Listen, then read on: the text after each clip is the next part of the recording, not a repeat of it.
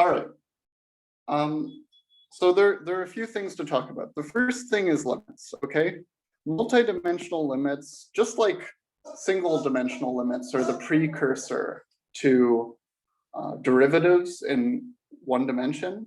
Likewise, multidimensional limits are the precursor to derivatives in multiple dimensions, okay? And so what is there to say about this? Well, when do limits exist and when do they not exist? Well, I think there are three major categories of limits, okay? So one category is where you have a smooth function, and when you have a smooth function like this, smooth continuous function, the limit is just always going to exist, okay? Then the other case is you can have a discontinuous function in 2 dimensions that's not smooth, and in this case, the limit will not exist over here, okay? But in multiple dimensions, there are actually other cases as well, where the function is not discontinuous, but regardless, it's still, the limit still doesn't exist at some point, okay? So let me try and elucidate this. In 2 dimensions, what's going wrong? Well, you're approaching some point from two different directions, and the limit from the 2 different directions doesn't exist, okay? And so the problem is when you're in multiple dimensions, so now your function is over a 2-dimensional space or more, and it has some sort of, it looks like a topographical map like this. So in this type of case, the problem is, for every point, there aren't just 2 directions from which you can approach, namely positive and negative. There are actually infinitely many, right? Because you can go at this point from any of infinitely many directions around the circle, or as you go into higher dimensions, it's any direction on a sphere that surrounds that point, an n-dimensional sphere, okay?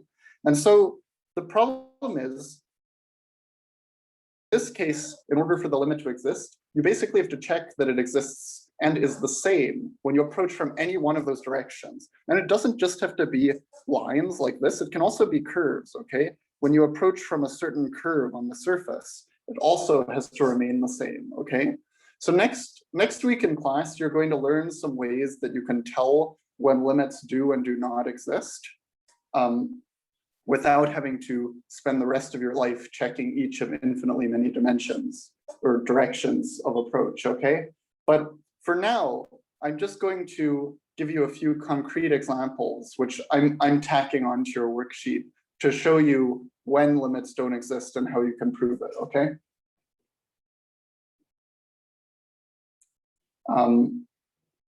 Okay, so the other thing that I wanted to cover quickly is level curves, okay? So with level curves, the idea is you have some sort of function f of x, y, z, okay? And the level curves of this function are all of the points x, y, z. Actually, let's just leave it in x and y for now because it's too hard to draw. So the level curves, they occur when you set this equal to some constant c, and then you just plot out all of the x and y's that give you this c, okay? So let me draw a picture.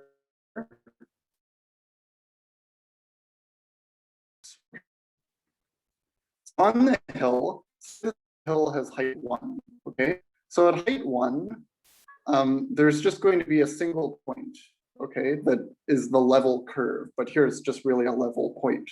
But since you do 1/2 or something, then all of the points on the plane down here that map up to 1/2 under this function are going to form the level curve, okay? So you can think of it sort of like a flat road around the hill. And you might wonder why this is useful. Well, it's useful because if you're trying to compute what happens, for instance, to a ball when it's rolling down a hill, the only way that it can stand still is if it remains along a level curve, okay? If it's not on a level curve, then there's always going to be acceleration.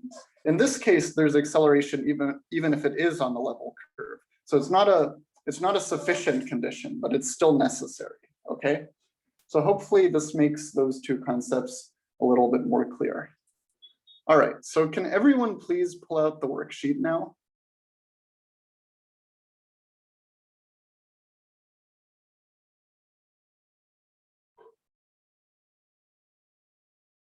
And give me an F in the chat when you have the worksheet up.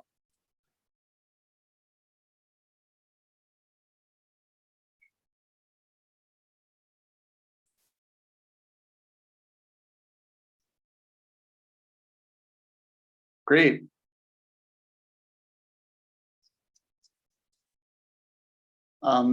Okay, so let's start. Where did my worksheet go?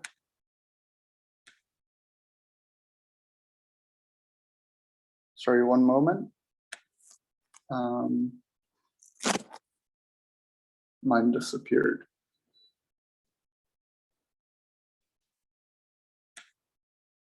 Okay, great. Let's start with problem one. We're not going to do all of these. Let's just do problem 3 to start out with, because I think they're all quite similar. So someone asked me in the feedback form if I could always write which problem we're doing so that if you forget, then you know. So it's problem 3. See your feedback at work.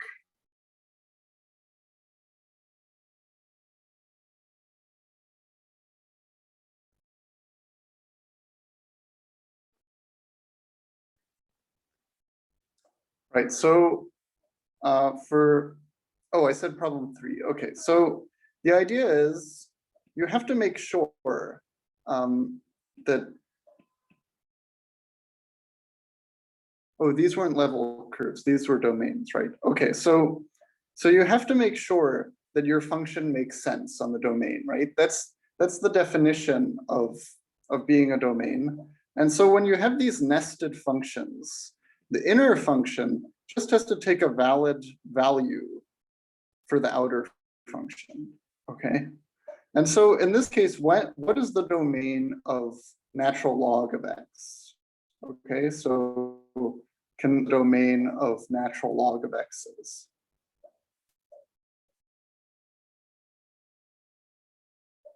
Yeah, great. So x just has to be greater than 0. And what does that mean? That means that this 4x squared minus y has to be greater than 0, okay? And that's the only requirement in order for this function to make sense. And so then 4x squared is greater than y. And then all we have to do is plot this. So we know how to plot y is equal to 4x squared. So 4x squared equals y. We know how to plot that. It just looks like this. And then the region on which the function is defined is just the region below this curve, right? Because this here is y equals 4x squared. And so if you just take all of the area where y is a little bit lower, that gives you y is less than 4x squared. Okay, so hopefully this makes sense to everyone. Do people want to do another one of these types of problems? I think they're all quite similar. So if you want to do one more, then we will. But otherwise, I think we have maybe some bigger fish to fry with limits.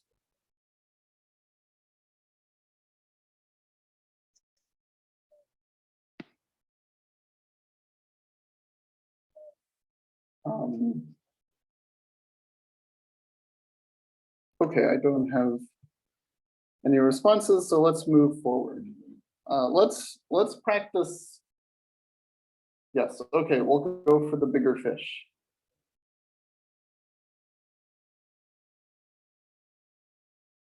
Great, okay, so let's move on to problem 2. Problem 2 should be quick, I hope. So we're just going to sketch the level curves of these functions and give an average rate of change between these 2 points. And so for problem 4, let's do all of these things. So both sketch level curves and give rate of change. And for the second one, problem 4.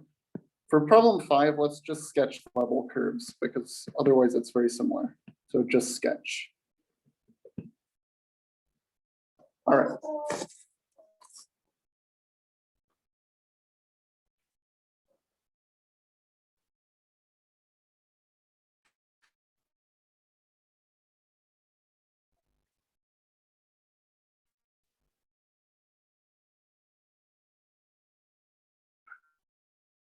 All right. So let's do problem 4 first. For problem 4, the first thing we should do is draw the contour maps. So remember what I told you before. All we have to do is set y minus x squared equal to c, right, for some constant. And so this gives you an equation y equals c plus x squared, which is the parabola that you probably know and love.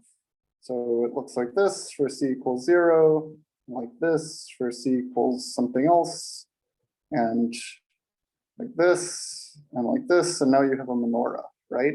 And then you can also make c negative and make it even bigger, and so on. All right, so those are what your level curves should look like. Some people call them contours, some people call them level curves. I kind of prefer level curves, but it doesn't matter. Okay, so now in terms of the average rate of change, this again mirrors what you did when you were building up to integrals, maybe if you took a previous math class here or in high school, okay?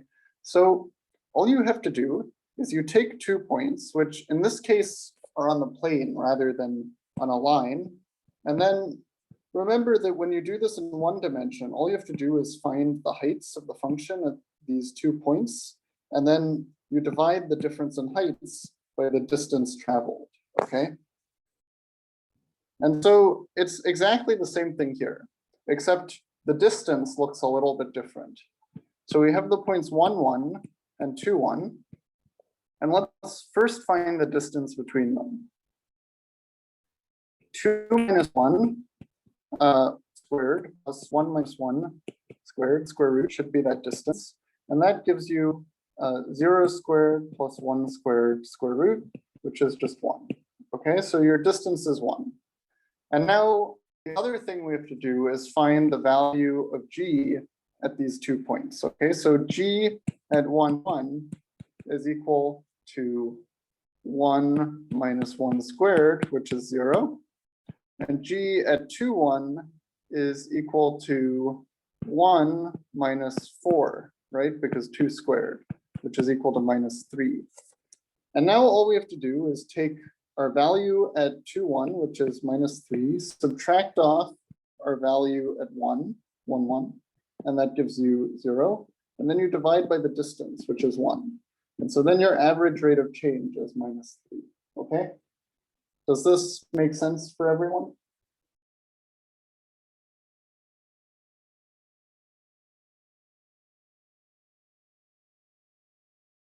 Great.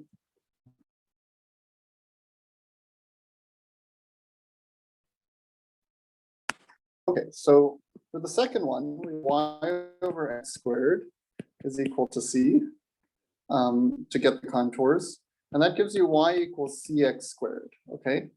And this time, all of your parabolas are centered around 0.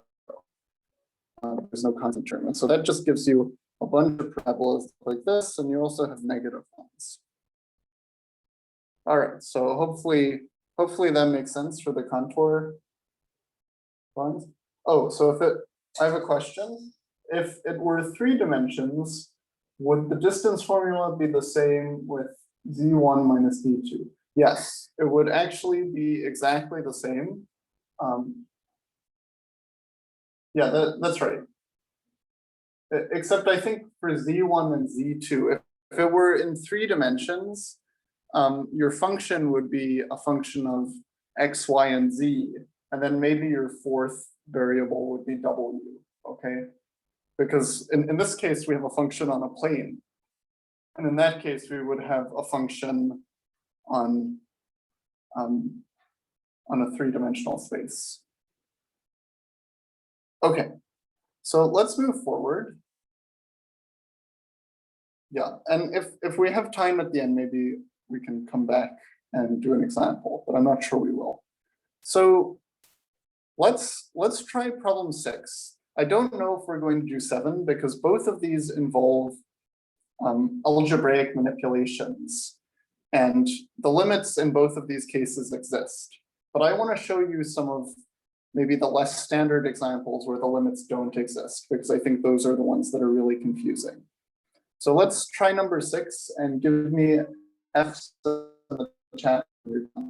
And by the way, I have a hint for this one, which is just, you know how to factor polynomials, right? And so just imagine factoring a polynomial in 2 variables.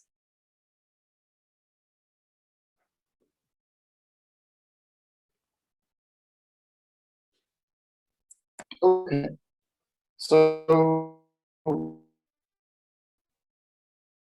what we have to do is factor. We just have to note that this is equal to x minus 2y times x plus y, okay? If you doubt me, then expand in the privacy of your own home. And that gives you x minus 2y times x plus y divided by x plus y. And we take a limit as xy goes to 1 minus 1, right? Okay, so now just as in the case of one-dimensional limits, we can cross these guys out because they're the same in numerator and denominator. And that gives you x minus 2y, and all you have to do is plug in 1 and minus 1. So that's 1 plus 2. Okay, so is everyone happy with this? I think so. So everyone got this so quickly that I think we can forget about the next question for now. Instead, I want to give you a couple of custom questions that I wrote in order to show you what happens when the limits don't exist, okay? And so the examples that I came up with were x squared y squared over x squared minus y squared plus x minus y squared. So limit as x, y goes to 0, 0, okay? So why don't you try to prove to me that this limit doesn't exist, okay? And remember my hint that or what I said about limits not existing. So in order for it to exist, it has to be the same regardless of which way you approach from. So my advice is try a few different directions of approach and see if the resulting limit is the same, okay? Let's try that out, okay?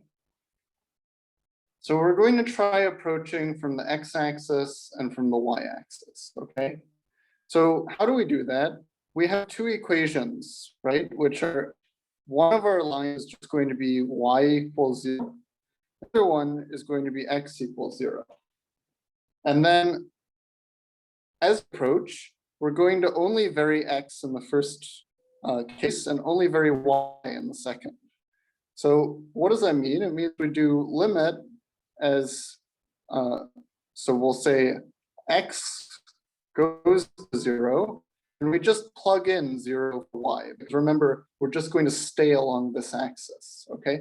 And so that gives you 0 squared divided by 0 minus y squared plus 0 plus minus y squared, okay?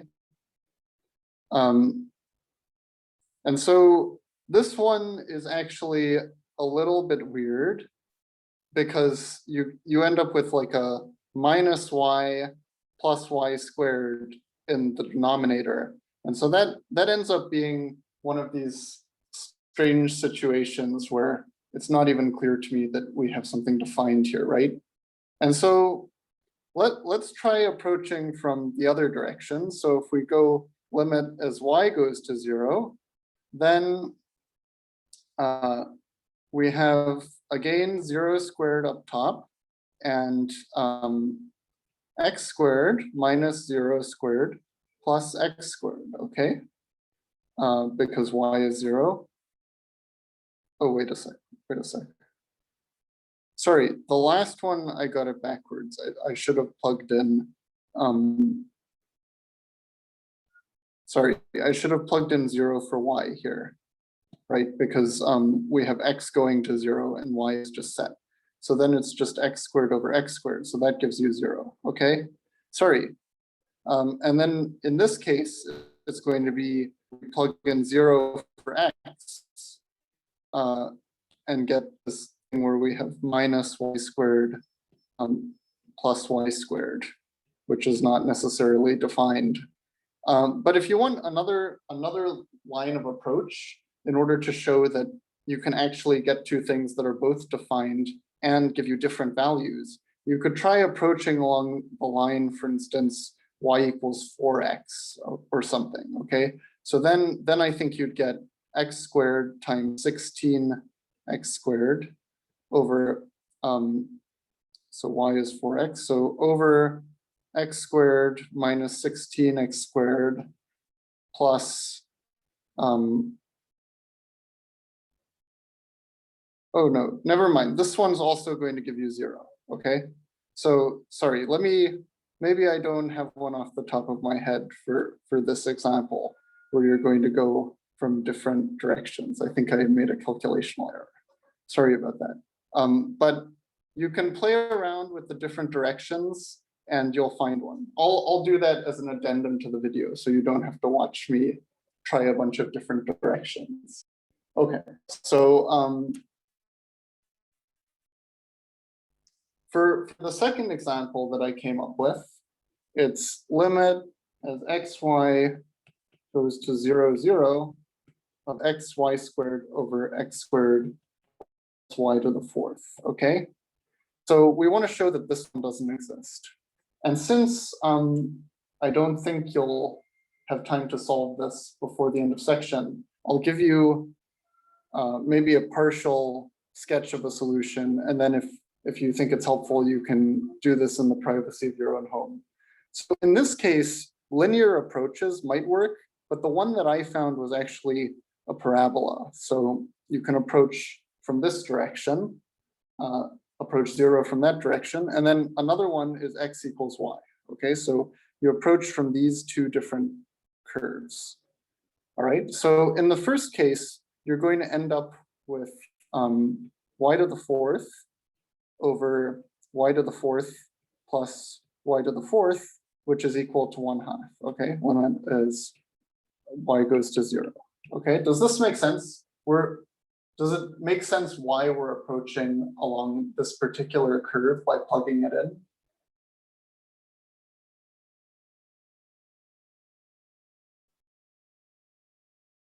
Okay, so I have one yes, and yeah, feel free to ask questions as we go. Okay, and then the other direction is if you put in x is equal to y, then you have x times x squared over x squared plus x to the 4th, okay? And in this case, you end up with, so x cubed over x squared, 1 plus x squared. And here, of course, there's a limit as x goes to 0. And that gives you x over 1 plus x squared, limit as x goes to 0.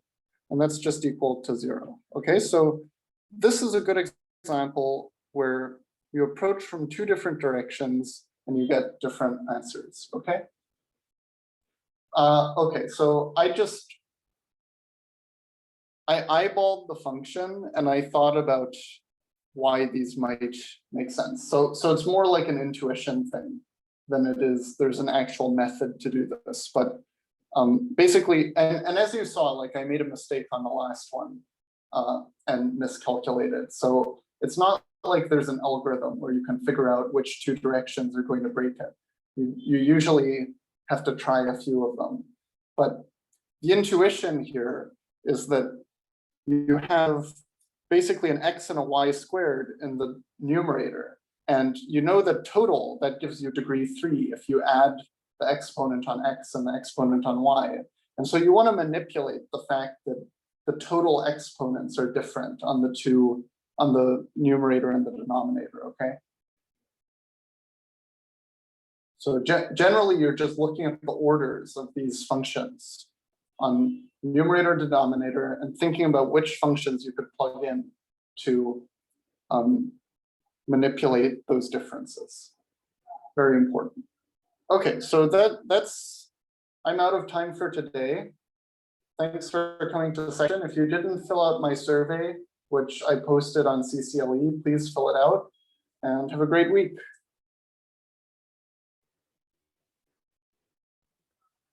So I stated in lecture that I could find 2 directions where you get well-defined different limits here. But after trying a good number, I think this will either be 0 or undefined. But of course, if you find another one, another direction along which it gives you a defined answer that's not equal to 0, please do let me know.